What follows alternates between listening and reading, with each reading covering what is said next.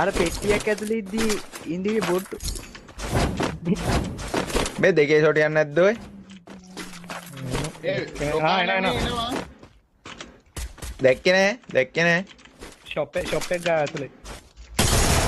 හරි. තාත්තද මන්දාමාව උඹ මා. ඔව් මෙතන. ඉන්නවද?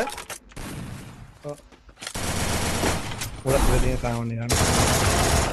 යම්මේ.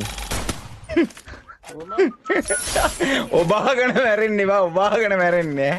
වන්න කාලර බැක්කුනේ. යම්මේ. මට මේකත් තිබ්බොත් කියපන්.